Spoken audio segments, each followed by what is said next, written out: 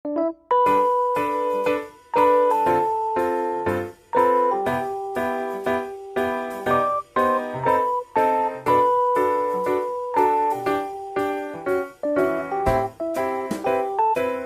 nanya, kamu nanya, kamu nanya. Pada zaman dahulu, para pahlawan dalam mengusir penjajah menggunakan cara berperang.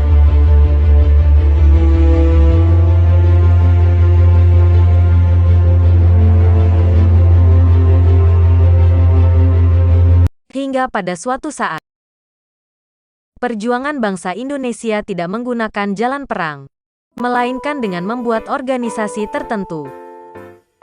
Zaman ketika Indonesia mulai mendirikan organisasi inilah yang disebut sebagai kebangkitan nasional. Dan dimulainya berdirinya organisasi-organisasi bernama Budi Utomo dengan tujuan memperoleh kemajuan yang bersifat harmonis bagi bangsa. Maka, inilah kisah tentang sejarah organisasi Budi Utomo. Dr. Wahidin adalah seorang tokoh cendekiawan lulusan sekolah dasar dokter Jawa bernama Stovia yang sangat peduli atas nasib bangsanya. Pada tahun 1907 Dr. Wahidin memutuskan untuk berkeliling Pulau Jawa untuk mengkampanyekan peningkatan martabat dan kehormatan rakyat. Peningkatan ini akan dilaksanakan dengan membentuk dana pelajar atau student funds, yang merupakan lembaga untuk membiayai pemuda-pemuda cerdas tetapi tidak lanjut sekolah. Pada akhir 1907, Dr. Wahidin bertemu dengan Sutomo, seorang pemuda Stovia. Melalui diskusi inilah mereka sepakat untuk mendirikan perkumpulan yang memperhatikan nasib bangsa yang dinamakan Budi Utomo.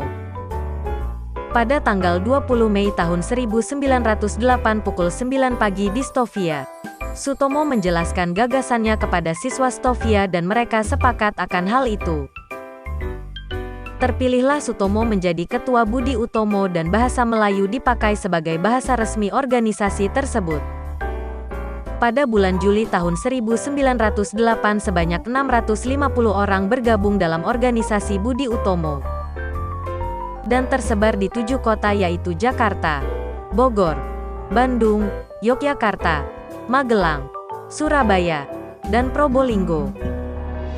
Budi Utomo menetapkan fokus pergerakan hanya di Jawa dan Madura karena mendapat banyak pengaruh dari Belanda. Kongres pertama Budi Utomo tanggal 5 Oktober tahun 1908 diadakan di Yogyakarta sepakat menentukan pengurus besar organisasi berasal dari golongan tua.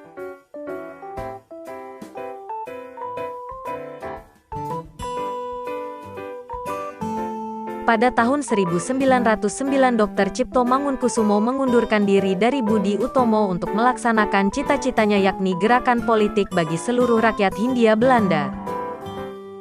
Pada tahun 1912, Noto Dirjo menjadi ketua Budi Utomo untuk mengejar ketertinggalannya karena munculnya organisasi-organisasi lain.